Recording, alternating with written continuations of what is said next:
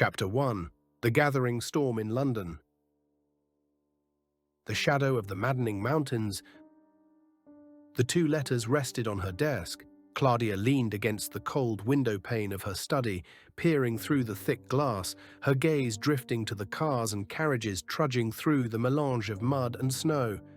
December had finally settled over Boston. Yet Christmas was not on her mind this year. In truth, it never had been. She had been known to throw lavish occult gatherings for Boston's intellectual circles during Yuletide, but these were orchestrated more to refute Christmas and its singular god than to embrace the season. Her celebrations honored paganism and the oddities of the world, but this December there would be no parties. She had spent nearly a year away from her Bostonian mansion, convalescing in a sanatorium on the edge of the Swiss Alps. Her only permitted companion had been her trusted maid, Rose, a sweet little thing who had gone above and beyond to help her battle the shadows that had followed her back from Antarctica. But Claudia's nightmares could not be undone. They lingered in the far corners of her mind, clawing at her day and night. Antarctica gnawed at her, Howard tormented her, Marco oppressed her. She felt as though part of her had been torn asunder, until the letters arrived. Two ominous letters that, for once, distracted her from the endless torment of memory. The first was from her dear friend Eugene, a renowned Belgian antiquarian. It bore Constantinople stamps, and its tone was apologetic. Eugene regretted informing her that she would need to wait for an artifact that had piqued her interest in his catalogue. Citing a force majeure, he had left abruptly for Europe to assist a friend, Professor Julius Arthur Smith. The second was signed by Lawrence Croswell, an acquaintance and folklorist specializing in New England legends. He urged her to attend the Challenger Trust banquet lecture in London on January 3rd, a formal affair where only speakers of clear voice, sound mind, and unimpeachable credentials were invited to present discoveries of theoretical or practical significance. Word had it that Professor Smith himself would be delivering the opening lecture, a man well versed in the occult, and a man in need of help. You asked for me, Miss Claudia? Rose stood cautiously in the doorway of the study. Claudia turned with a thin smile. Pack your things, Rose, dearest. We'll be spending the winter in London. The Forgotten Son. Leopold Lambert had been drinking. Seated at the terrace of Café Restaurant de l'Horloge, he nursed a swollen bruise on his lip with the icy kiss of a whiskey glass. The job had paid well. The smugglers were behind bars. PI work had been scarce after the war, and it wasn't every day the police came asking for help. The ache in his skull felt like 1,000 needles, but he watched the crowds of Porte de Namur go about their lives with tired satisfaction. The bruises were worth it. Digging into his jacket, he pulled out a few Belgian francs, dropped them onto the table, and slipped back into the crowd. He liked the anonymity of the masses. Christmas had come and gone, another dreadful holiday spent at his mother's side, her mind slowly eroding from dementia. He hated watching her suffer. He hated even more that his father had never been there. The famous Eugene, brilliant antiquarian, absentee parent, and winner of the world's worst father award. But that was about to change. For years, Leopold had tracked his father's movements, hoping for the day he could finally confront him, meet him. That day had come in the form of a letter from a British professor, Julius Arthur Smith, requesting Leopold's presence in London just in time for the Challenger lecture. Eugene was in danger. The devout. Giovanni gripped his sketchbook in his left hand, struggling against the wagon's jerking sway.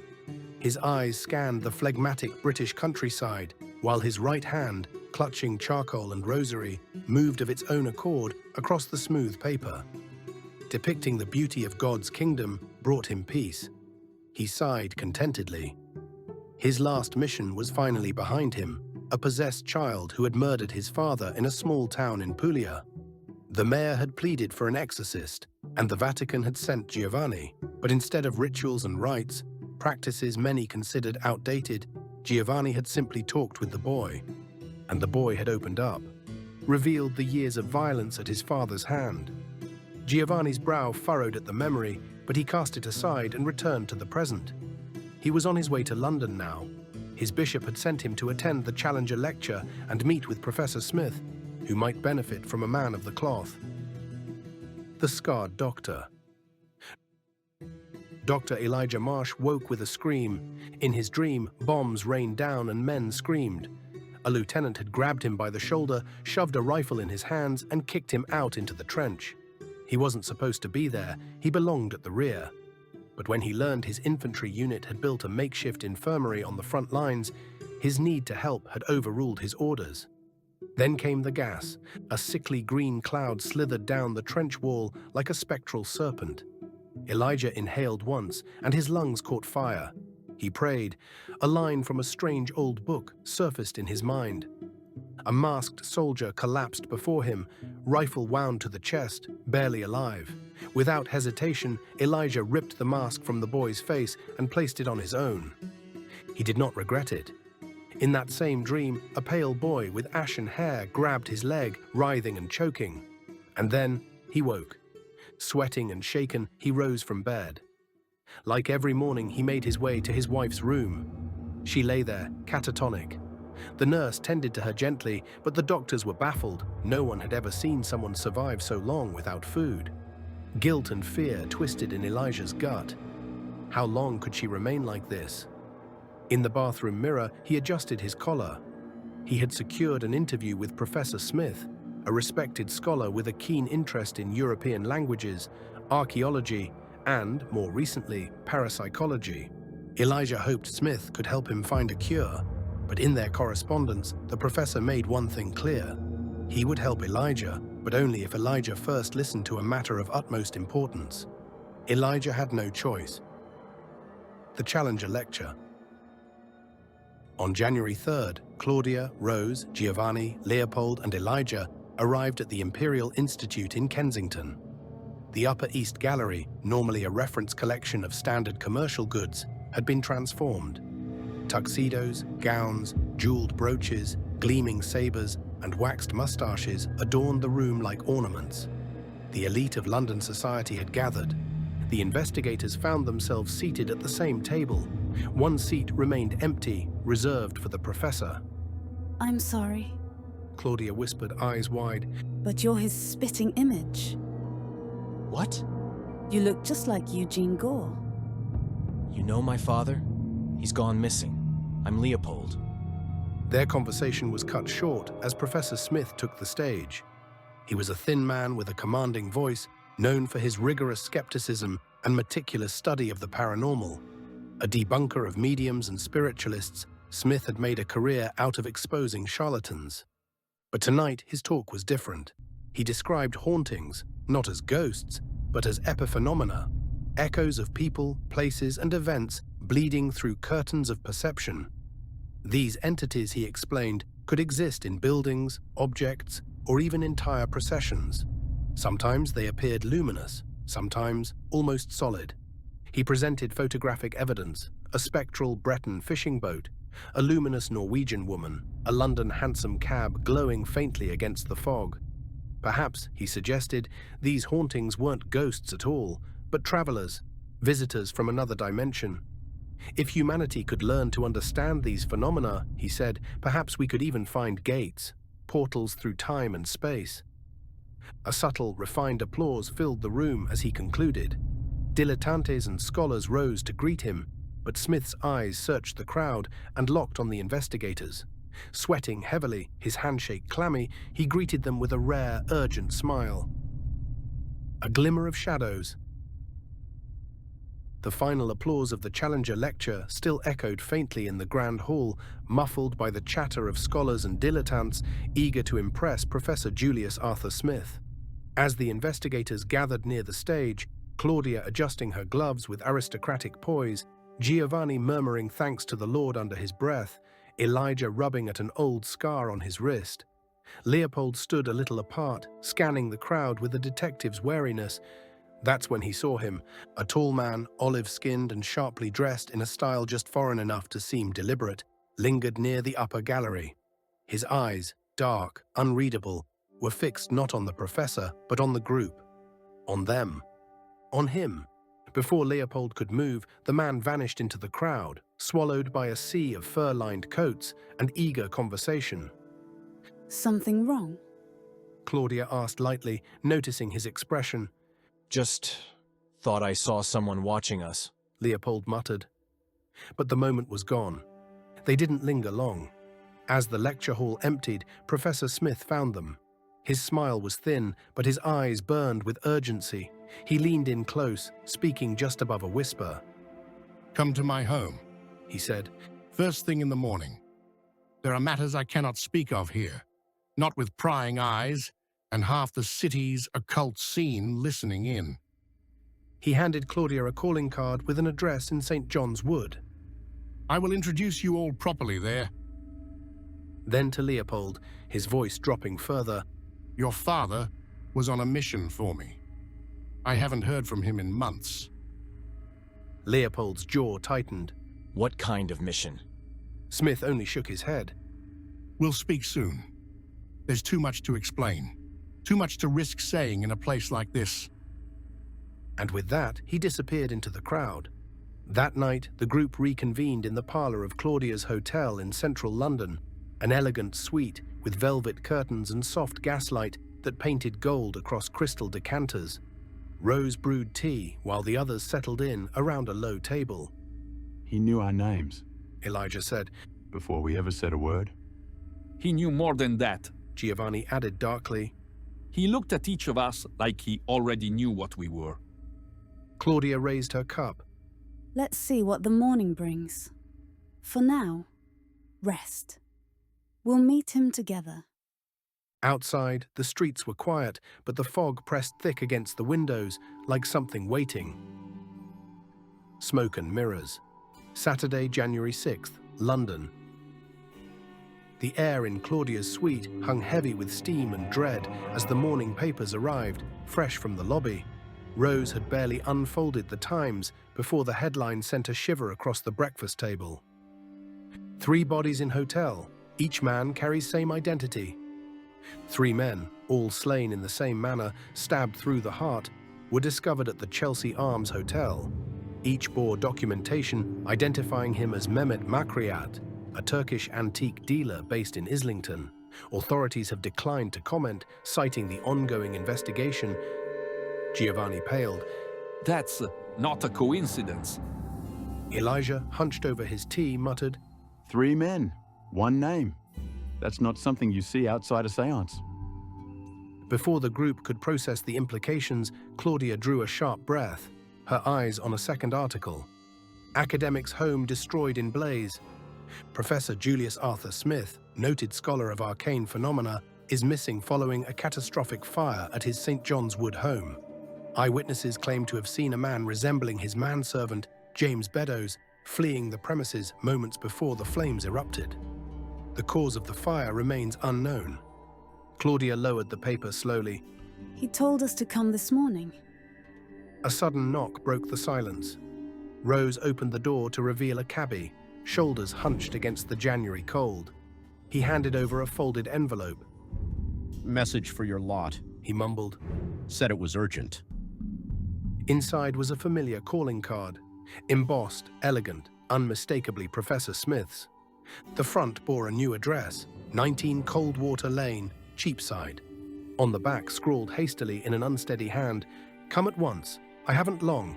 For God's sake, let no one follow you. J. A. Smith." Leopold stood first. Let's go. Cheapside was not a place one visited lightly.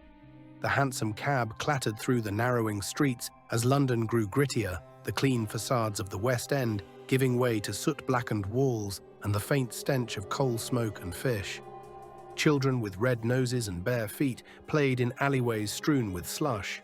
A meat cart rolled by, wheels screeching. The fog pressed low and yellow against the buildings, thick with the grit of industrial breath. They arrived at Coldwater Lane just before 10. It was a narrow, cobbled stretch nestled between 2 derelict storefronts. One a boarded-up butcher, the other a collapsed tailor's shop, with its sign hanging by a single rusted chain. Number 19 stood hunched and sagging, a squat brick building with grime-coated windows, its door hanging slightly ajar. Paint peeled from the frame. The smell of mildew wafted into the street like something exhaled. This isn't his world. Claudia murmured. No, Said Leopold. but it is now. He stepped forward, hand on the doorknob. The man in the ashes.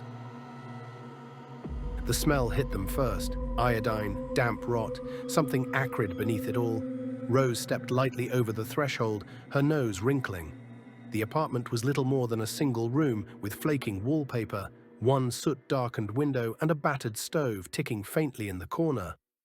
A kettle whined without boiling, and in the middle of the room, on a sagging mattress of yellowed cloth, lay the wreck of Professor Julius Arthur Smith. His face was barely recognizable, flesh split and blistered, one eye swollen shut. His body, wrapped in rough bandages, stained the color of rust. Syringes lay scattered on the bedside table, some half-used, others capped and trembling in their cases. It looked more like a field hospital than a flat. Rose stepped forward, hand to her chest, but the closer she came, the more the air clung to her. The scent of burn cream and morphine churned in her stomach. She began, then looked away. She could go no closer. Elijah knelt down beside the professor, brow furrowing as he inspected the wounds. Smith's pulse fluttered under bruised skin, shallow and rapid. Third-degree burns, probably smoke inhalation, and the pain. No morphine would ever be enough for that. Behind them, Beddoes stood like a statue, haggard, eyes sunken, sleeves rolled up and smeared with ash. He hadn't slept. Giovanni approached him gently, laying a hand on his shoulder. You did what you could, The priest said. you saved him. Beddoes gave no reply, only a slow nod, like a man who'd forgotten how to speak. Smith stirred, his one good eye cracked open. You came. He rasped. We read the news. Claudia said, stepping into the light, her silhouette cast long against the peeling wall.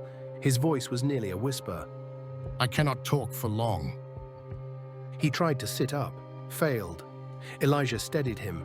I was on the trail of something old, evil. The Sedefkar simulacrum, a statue, not just a relic, a thing of power. Terrible power. At the end of the 18th century, it was broken apart and scattered. He paused, coughing violently. His breath came shallow like wind through torn curtains.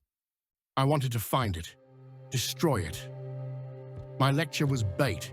I needed help, people who would believe me, but they came. Too soon. Who? Giovanni asked. Smith's eye flashed. Turks, madmen. They want the simulacrum for their god. Claudia felt the room tilt. And your notes? Burned. Unless they have them. The professor coughed again, wheezing now. They tried to kill us.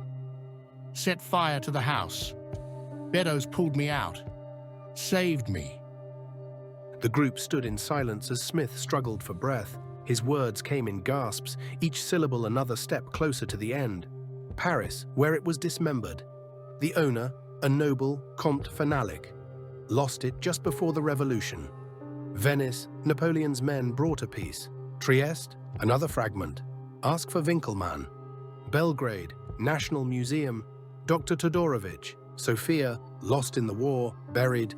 Milan, final piece, sold after the Great War. Take it back, Constantinople, the shunned mosque. Destroy it there. The scrolls. Tell how. He closed his eye. Go. Go quickly. He whispered. God help you. And then silence. Beddoes moved to a cupboard without a word. From it, he produced a leather valise. Inside, bundles of crisp £5 notes, 200 in total, £1,000 sterling. Claudia arched an eyebrow. My master had planned to fund the expedition himself. Beddoes said quietly. He wished for no accounting. He meant to travel by the Simplon Orient Express. It's how he preferred to move on the continent. He handed over a second bundle, notes, diagrams, rough maps, hastily scribbled fragments of Smith's final thoughts. My master is accustomed to comfort. He added, with a voice that cracked despite itself. Then he looked away, saying nothing more. Claudia stepped forward, eyes softening. He can't stay here. Everyone turned to look at her. I know someone. A friend. We'll take him there. They brought Smith to a quiet townhouse in Marylebone, just far enough from the city's chaos to feel untouched. George welcomed them with his usual warmth, still sharp, still faithful, and Veronica, his granddaughter, now dressed with the poise of a duchess, stood with hands folded over her skirt. There was a diamond on her finger. Claudia embraced them both. Her smile trembled. Veronica reminded her too much of Antarctica, of the people they'd lost. Smith was placed gently in a guest bed on the second floor.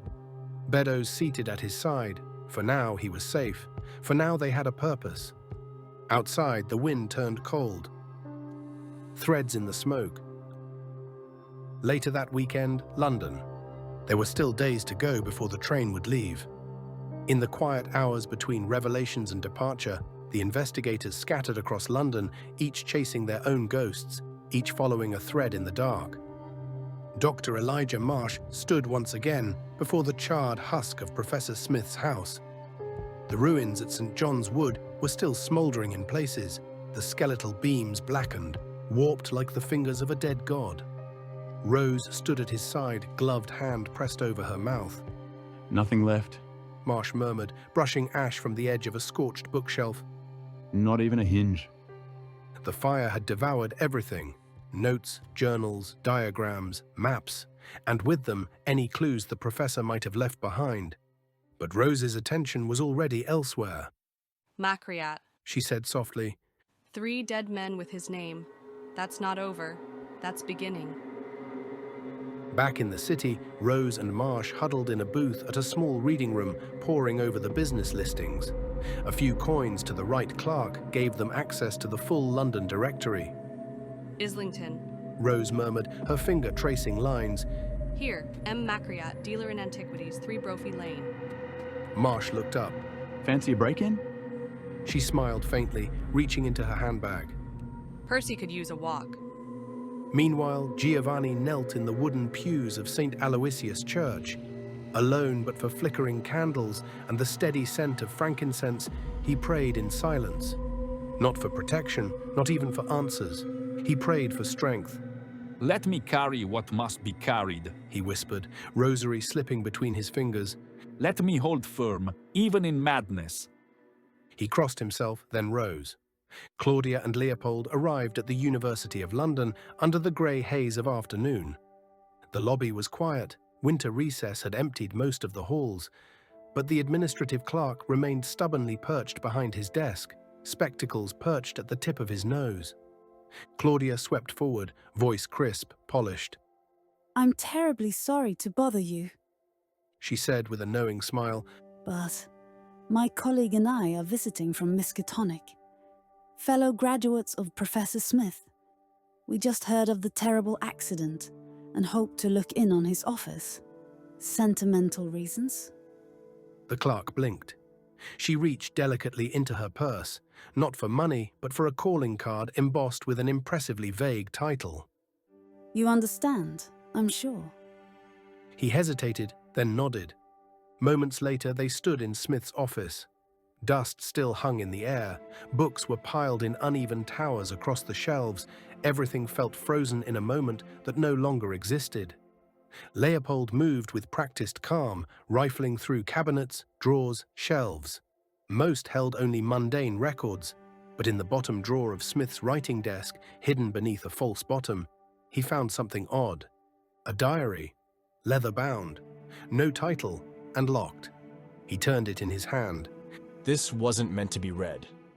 Claudia raised an eyebrow. Then we simply must. In Islington, the shopfront at 3 Brophy Lane was dark, its windows dusty and barred. The sign above the door read, Macreat's Antiquities, the paint faded to the colour of old blood. Locked, of course, but Rose was already at work. As Marsh stood lookout, she knelt beside the door, fiddling with a hairpin. And when that failed, a tiny key she happened to carry in her handbag. A click. The door creaked open. That's when the voice came from above. Oi! What are you doing down there? A neighbor leaned over the rail of a tenement window, suspicion sharp in his voice. Thinking fast, Rose reached into her handbag and withdrew a small mewling creature, Percy, the ever-present feline. He dashed in. She said with an exasperated sigh. He always does this. Gets out of the bag and chases birds. Thought I saw him run under the counter. She held Percy aloft. He meowed plaintively, as if on cue. The neighbor squinted. Bloody nuisance. But he disappeared without further comment. Rose and Marsh slipped inside. The shop was cold and smelled of mildew. Shelves groaned under the weight of mismatched relics, Turkish rugs, old coins, cracked icons, dusty jars whose contents had long since dried to powder. Behind the counter, they found a ledger. Wrightson Special Commission, 1 train set. Delivered to Mr. Henry Stanley, Stoke Newington, £1. Marsh exhaled. That can't be just a toy. Rose closed the book carefully. Let's find out what it is. They stepped back into the London fog, the shop behind them dark once more. Written in blood and dust. The snow had turned to slush overnight, a grim grey tide pushing through London's gutters. But inside the warmth of the British Museum reading room, all was hushed reverence. Marble columns framed a rotunda of dark oak and golden gaslight, and the only sounds were the whisper of turning pages and the soft shuffle of footsteps across polished floors. Leopold Lambert sat hunched beneath one of the reading lamps, thumbing through a bound index of Eastern manuscript holdings. His coat was still damp from the walk, but he didn't care. Somewhere in the wreckage of Smith's notes, what little Beddoes had salvaged was a repeated name, the Sedefkar Scrolls. And now, finally, a thread. Topkapi, a 19th century British catalogue, listed several fragments of Turkish devotional texts that had once passed through the Ottoman collections at the Topkapi Palace Museum in Constantinople. One entry, dated 1904 and noted as extremely blasphemous in tone, had been transferred to the palace's hidden manuscript archives just before the Great War. Leopold tapped the page with his pen. The scrolls had survived into the 20th century. And then, silence. No record past 1914. He leaned back, eyes on the cold morning light breaking through the dome above. Constantinople, he thought, that's where the trail leads. Elsewhere, Giovanni moved quietly through the nave of St. Etheldrada's, the church still cold and damp from last night's rain. A priest he knew from his studies in Rome, Father Bennett, had agreed to meet him in the archives below the crypt, past a rusted iron gate and beneath the groaning pipes of the cathedral organ. The air smelled of candle wax and vellum. I need your help. Giovanni said, carefully opening Smith's notes. I'm looking for references to a scroll, something heretical, possibly Eastern, medieval. Father Bennett peered at the page. That name, Sedefkar, it's not in any canonical records I've seen. But wait. He turned to a small locked cabinet and drew out an old index card, yellowed with time. There's an apocryphal text mentioned here. The Devil's Simulare, a 13th century illuminated manuscript, banned by the church. Giovanni's mouth was dry. Where is it? Father Bennett hesitated. A reference copy once existed in Paris. Whether it still does. He shook his head. Only the librarians there would know. And they are discreet. The priest crossed himself. Giovanni did the same. Some truths, they both knew, were best read with the soul in prayer. Sunday, January 7th, 1923, London. London's chill had turned spiteful. By mid-morning, the sky pressed low, clouds the color of old bruises gathering over rooftops and statues. The Oriental Club. Leopold adjusted his collar as he stepped into the warmth of the Oriental Club. Inside, the hush of polished civility reigned. Plush carpets, mahogany shelves lined with travelogues, snifters of brandy half full on end tables beside gentlemen in armchairs. He and Claudia drew curious glances. The members had heard. The fire, the disappearance. One older man in a cravat clutched his walking stick as he approached. Smith's house? Gone, you say? Lord preserve us. Brilliant man. Bit strange, but brilliant. He leaned in, his voice lowering. No one here knew the extent of his researches, though I did hear he was interested in Eastern mysticism lately, Turkish matters. Claudia nodded politely, eyeing the subtle tension behind the man's smile. He wasn't afraid for Smith. He was afraid of what Smith might have stirred up. Another club member, a stammering gent with tufts of grey hair and wire-rimmed glasses, gestured toward a small reading room near the back. You'll want to speak with Edgar. Quiet chap. Knew Smith's material better than most. Never leaves the archives. They found him seated at a high-backed leather chair, his head tilted slightly forward as if reading. A coat hung from his shoulders. A wide-brimmed hat shadowed his face. Leopold knocked gently on the doorframe. Edgar? No reply. Claudia took a step closer, heels clicking softly on the marble. Sir.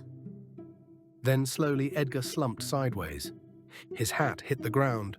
Claudia gasped and recoiled. Leopold was already at his side, hands trembling as he reached to lift the man's shoulder, and froze. Where there should have been skin, there was none. Not a drop. Not a strip. The coat, gloves, socks, shoes, merely wrapped around raw muscle and exposed tissue. The body had been hollowed and flayed clean, then redressed like a puppet of meat. Across what remained of his chest, letters had been carved, the skinless one will not be denied, a message burned into human parchment. The skin used in the inscription had been his own. Leopold stood in silence. Claudia's voice came as a whisper. We need to go. Now. They were gone before the porters could find the body. Stoke Newington, the death room. Elsewhere, the grimy charm of Stoke Newington played a different kind of host. Rose, Elijah Marsh, and Father Giovanni stood outside a squat red brick row house on a quiet lane. A crude chalkboard was propped against the wrought iron fence. See the death room, 6p per visit. A handful of curious locals loitered nearby, speaking in hushed tones. The woman at the door, Mrs. Constance Atkins, had sharp eyes and a tighter purse string. Rose tried her usual charm, light flirtation, a dramatic sigh, a mention of official business. But Mrs. Atkins held firm. I'm running a respectable exhibition, miss, she said. It's 6p or nothing. Giovanni stepped forward, silent and calm. Mrs. Atkins blinked. You're a priest? He nodded. She sighed. Well, you can go up, Father. Free of charge. But the rest? With a grumble, Rose fished in her handbag for coins. This is extortion, you know. Atkins smiled sweetly. It's capitalism. The room itself was dull, standard issue misery. A cold water bedsit with a narrow bed, thin drapes, and a single bulb swaying slightly from the ceiling. The air held the stale scent of damp wool and iron. And yet, something was wrong. On every flat surface, the nightstand, the foot of the bed, the edge of the windowsill, a thin, uneven layer of black soot had settled. Dr. Marsh's breath caught in his throat. Against the wall, occupying nearly a third of the room, stood a heavy wooden display. Dark-stained hardwood, expertly crafted. Atop it sat a gleaming toy train, its brass fittings polished to a mirror sheen. A Wrightson Special Commission model. It was a perfect replica of the London-Liverpool Express, complete with engraved plaques and riveted carriages. Mounted on a peculiarly twisted figure 8 of tracks, the train rested still, too still. Elijah knelt beside it. I remember this, he said quietly. This train, it disappeared. Years ago. The whole damn thing. Passengers and all. He reached out and gently nudged it. The toy began to move, humming softly as it looped around the strange pattern. Faster, again and again. Each circuit built speed, until with a sudden roar and the scream of brakes, a full-sized locomotive erupted through the far wall in a blur of smoke and iron. It was the same train, the London-Liverpool Express. Lost in 1897, reborn in nightmare. It surged through the apartment, impossibly massive, yet it left no trace, no shattered wood or buckled plaster, only its presence. And through the windows of the phantom carriages, the investigators saw them. Ghostly passengers dressed in 1890s finery, faces pale and screaming, hands pressed to the glass, mouths moving without sound. The toy train continued to circle. The real one did too. The man who would master time. The shriek of the phantom train echoed into silence. For a heartbeat, the world stood still. And then they began to disembark. From the impossibly real engine emerged figures dressed in 1890s finery. Men in stovepipe hats and cravats, women in high collars and layered petticoats, children with wide, glassy eyes. But these were no actors. They glided, not walked. Their feet barely touched the floor, and though their mouths moved, they made no sound. They filed from the carriages as if onto an invisible platform, their pale, translucent faces twisted in expressions of dread or resignation. Rose took a step back. Giovanni made the sign of the cross. But Elijah Marsh, ever the rationalist, ever the physician, stepped forward, and the train took him. One moment Elijah was watching the ghostly passengers. The next, he was aboard, alone. The doors behind him clanged shut. Ahead, the dimly lit corridor of a Victorian train stretched impossibly far. The walls seemed to breathe, the lamps flickering with a color not found in nature. Shadows stretched against the velvet seats. Whispers crawled along the ceiling like spiders. Then came the voices, low at first, then swelling, hundreds of them speaking as one. Come with us, come with us. Shapes moved in the next carriage. Hollow-eyed phantoms with gaping mouths and clawed hands reached through the passageways, beckoning. Elijah ran. He slammed through one door after another, each wagon a deeper descent into the unreal. A dining car set for a feast that never ended, where guests ate the same bite over and over. A sleeping car full of breathing luggage. A wagon where the windows showed not countryside, but other people's memories. And the train did not stop. Back in the ruined room, Rose reached down and shook Giovanni. The priest groaned, a thin stream of blood trickling from his temple, where her misfired brick had struck moments earlier. I thought you were going to catch it, Rose hissed. Giovanni blinked up at her. You threw a brick at a ghost train. I had to try something. But the toy train was still circling. The portal shimmered faintly at the center of the room, like a wound in space. Rose turned to Giovanni. We're going in after him. He nodded. God protect us. The portal tore open once more. Rose and Giovanni leapt aboard the phantom engine, the ghost world folding around them like mist. But when they found Elijah, collapsed near the dining car, they discovered something strange. To him, it had been minutes. To them, only seconds had passed. They helped him to his feet, and there, in the first carriage, they met the conductor. He sat hunched in a booth near the engine, dressed in tattered finery and wrapped in a moldy overcoat too large for his frame. Skin clung to bone like parchment. Eyes gleamed with manic brightness. His voice was cheerful, too cheerful. Welcome, welcome, he sang. A fine day for a ride, isn't it? Randolph Alexis, at your service, he croaked, bowing theatrically. Or rather, at the train service. A man's gotta eat. Beside him, slumped on the floor, was Henry Stanley, gaunt and trembling, eyes wide and unseeing. Alexis chuckled. I tried to master time, he said, fingers twitching like a conductor's baton. Tried to break its rules. A little experiment with a toy and a pattern, and suddenly here we are. 30 years of refinement. You just have to match the original speed. The right loop. Oh, it's all in the angles, you see? Rose glanced down at the floor and saw it. A carved version of the toy train's pattern, twisted, figure 8, etched into the wooden planks with a crude knife. That's how we leave, Elijah whispered. We recreate the loop. The three investigators scrambled to align the ghost train's components to mimic the original model. They adjusted the pattern, then the velocity. Then Rose held up the object they'd found near Alexis's makeshift workbench. A human skull, worn smooth. God forgive us, Giovanni muttered. They set it rolling across the track, back and forth, again. And then the train shuddered. The windows turned to water, the doors buckled inward.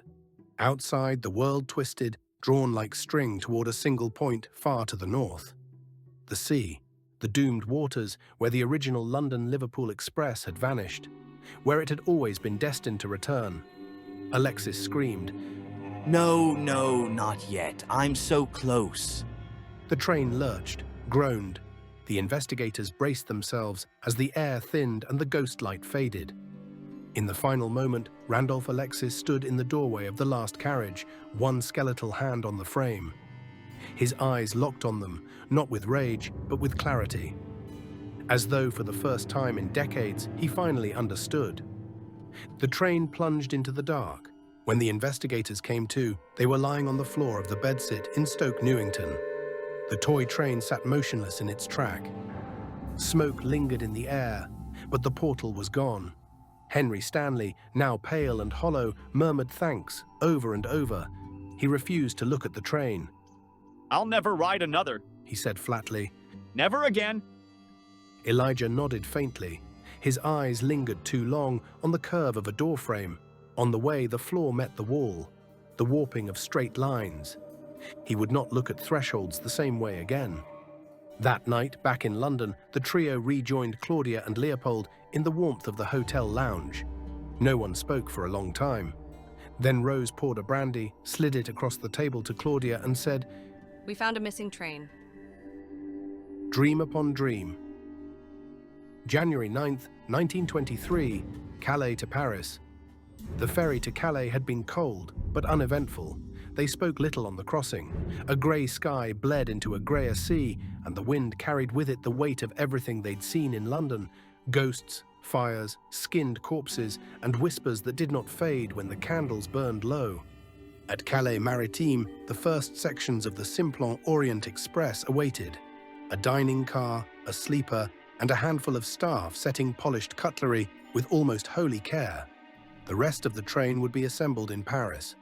For now, the partial luxury rattled along the coast like a half-remembered dream. Inside one of the compartments, warm, private, with velvet curtains drawn against the outside world, Giovanni rested his gloved hand on the leather-bound book they'd taken from Smith's office.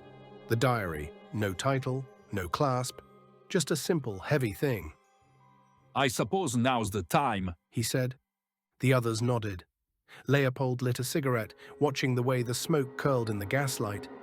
Giovanni opened it. The pages smelled faintly of soot and rosewater. The handwriting was smaller than expected, dense, almost cramped, like it had been written in a fever. As Giovanni began to read aloud, the hum of the train beneath them seemed to fade into something else. The air changed. Denser, heavy with expectation. Marsh blinked, and the compartment walls shimmered.